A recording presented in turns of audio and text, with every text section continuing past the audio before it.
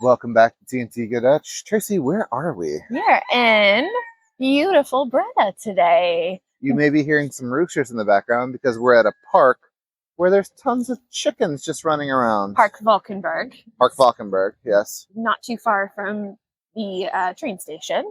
So if you come out the train station, you can follow these cute little red ants straight to the park. And it's really, really pretty. Yeah, I am very impressed by what we've seen so far. Thank you so much for your suggestions when we asked for them. We appreciate it. We'll take you up on a few of those today. Mm-hmm. So, Tracy, what are we doing today? Well, it would not be a TNT Go Dutch video if we did not talk about food. Mm-hmm. So we've got a couple places in mind that we're going to go experience some of the delightful cuisine of Nord Brabant. Mm-hmm. We've got some history we're going to share with you, some nature, a little bit of everything. Awesome. So I'm excited to explore this beautiful city. We've been wanting to come here for a long time. Continue our exploration of the Netherlands. You know, the first thing I need, because it's the morning here, is We always start with coffee. a cup of coffee. All right. All right, let's go. Let's go.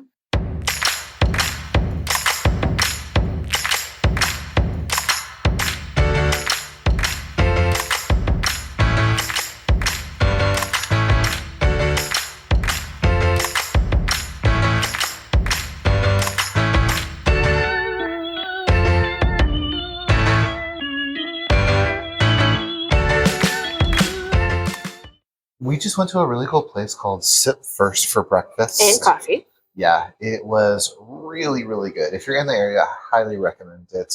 The guy who worked there was so nice. So nice. He actually thought we were Belgium because our Dutch was Good enough. good enough.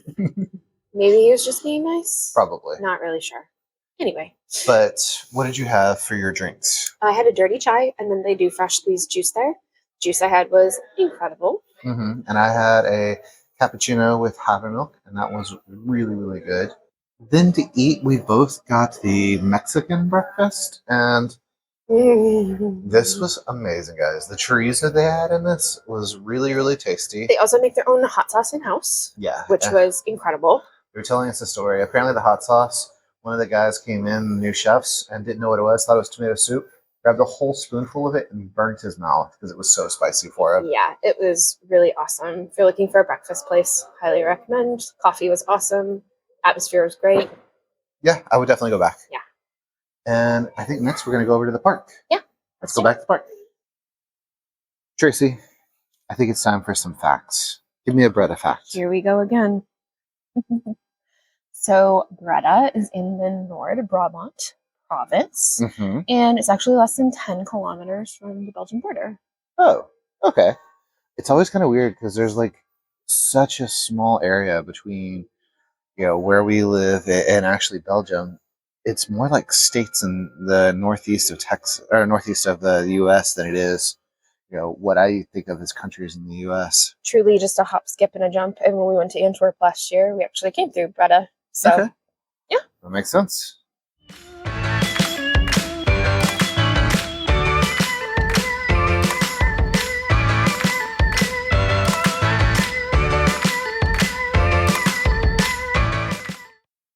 We're back in the park, and this park's really cool because you can see some of the parts of the old city. It's the old city walls. Mm-hmm. Yeah. Yeah. And there's also this really cool little restaurant behind us that apparently serves everything. Worst. Soup. Spaghetti. Ice cream. Slagroom. Ice cream. And they have Coffee. signs for all of it up there. There's so much different things. I don't know if it's any good or not, but it's definitely cool to look at. And you can see the roosters and chickens climbing all over it. It's pretty hilarious. But yeah, just a beautiful park. Lots of families out enjoying the day. Lots of dogs. It's very centrally located. A lot of playgrounds as well. So if you got a family and you want to swing by, I think this would be a good place to check out. Yeah, and like we said, it's so close to the station. I mean, you immediately just walk into it. Mm-hmm. I hear that there's a couple of cool things right here by the park. You want to go check it out? Let's do it.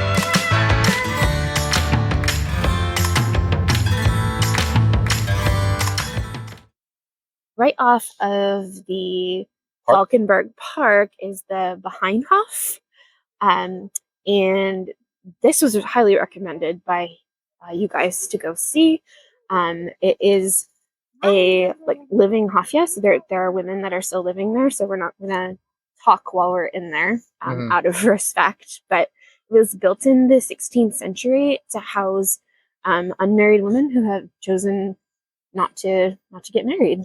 Yeah, they're religious, but they haven't taken any vows like nuns or such would. There's 29 houses back there. Yeah, and the 29th house actually houses a museum. I don't think they're open on Fridays, so we may not be able to see that. One of the most majestic things in there is supposed to be this herb garden that has over 300 herbs. There's signage in Latin and in Dutch.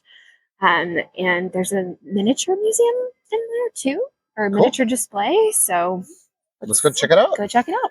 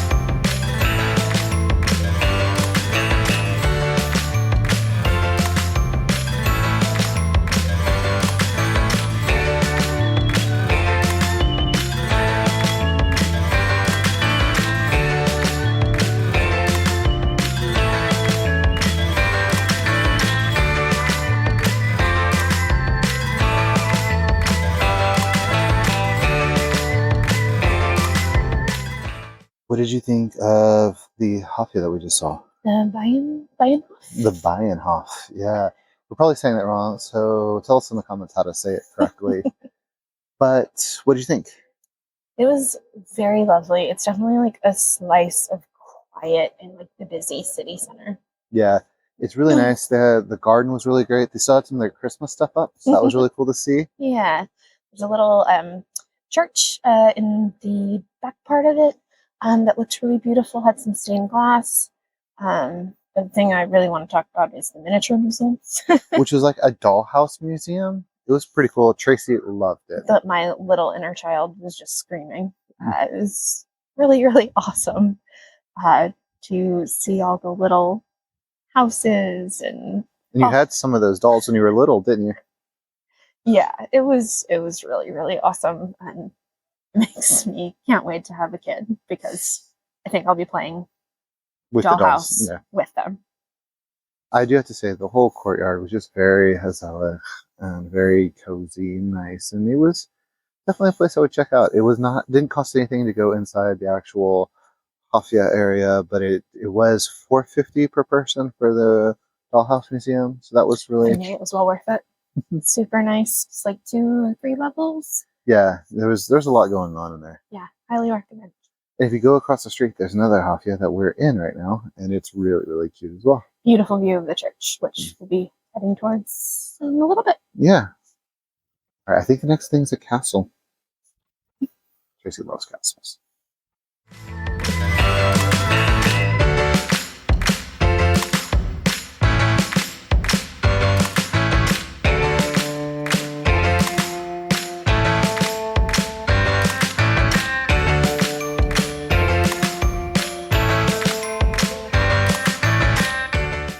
Breda Castle has existed on this site behind us in some form or another since the 13th century. It underwent a renovation during the Renaissance period, so it's a blend of medieval and Renaissance architecture. And then in the 18th century, it was converted into military barracks and a hospital. And today it has something to do with the military as well, which is why it's not completely accessible to the public. But like we said, there's that special day that you can come visit it, or you can schedule a tour. I believe it's only on weekends. We're here on a Friday, so we won't be able to tour it today. Hello. We just ran into one of our subscribers. This is Leo. It's nice to meet you. Yeah, nice to meet you. Awesome.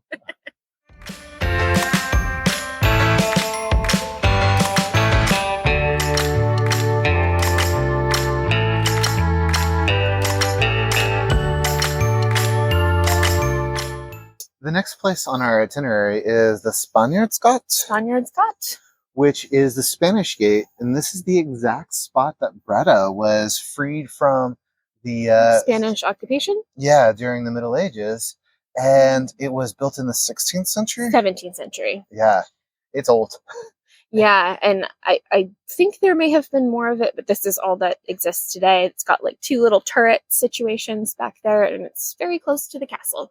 Yeah, and the castle's being used as a military academy today, so it's, you got to imagine there's definitely some people who run around here as part of the military academy. Yes, and it looks like there's lots of gates and beware of dog signs and all sorts of ways to keep people out. Very, very serious stuff going on around here. Mm-hmm.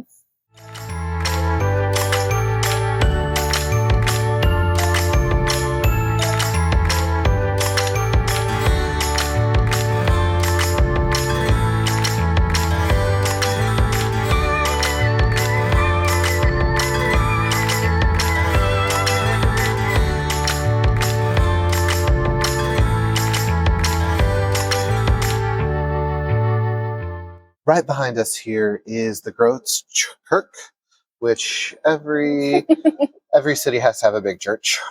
This one's theirs. And no different, it's under construction. Yeah. Every church, I swear, in all of the Netherlands is under construction at one point or another when we go visit it. Well, they are quite old, so. That's fair. This church is a little special, though, Tracy. Yeah. It's completed in the 16th century, and some of the ancestors of the current king, there's a mausoleum dedicated to them here, and if you look above where that mausoleum is, there's actually gold on the ceiling, which is really interesting.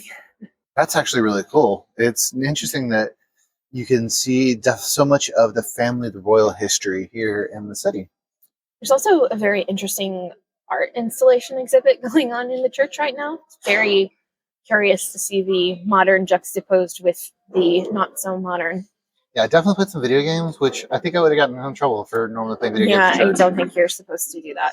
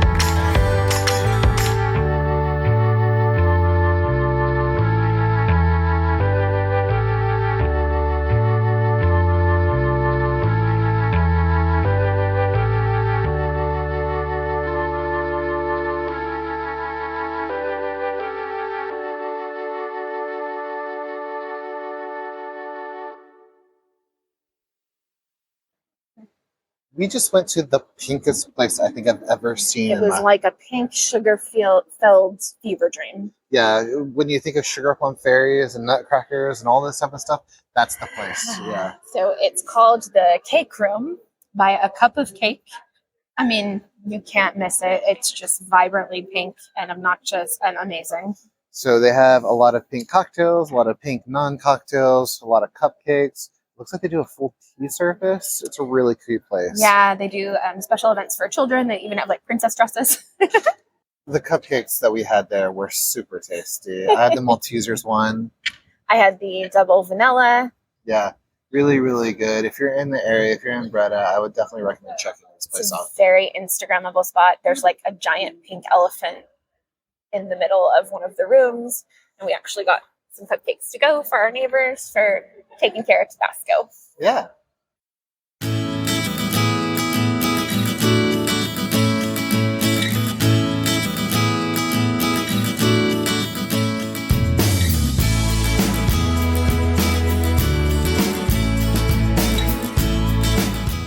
Right behind us is actually the monument for the independence of Breda from the Nazi soldiers during World War II that came via Polish forces. Now, most people know of the Netherlands being liberated by the Canadians and the Canadian forces, but this town was actually liberated by Polish forces. So there's a monument here.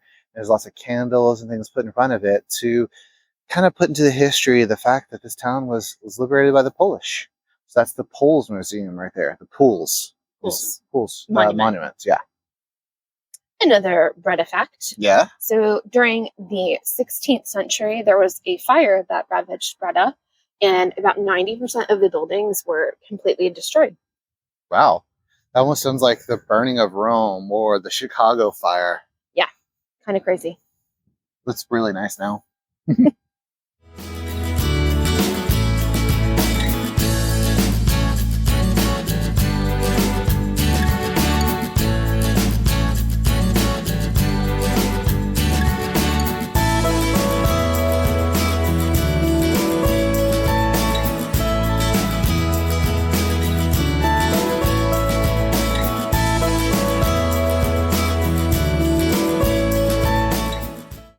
We just had lunch at Mr. Moos. It was a late lunch. A late lunch. It was really, really good.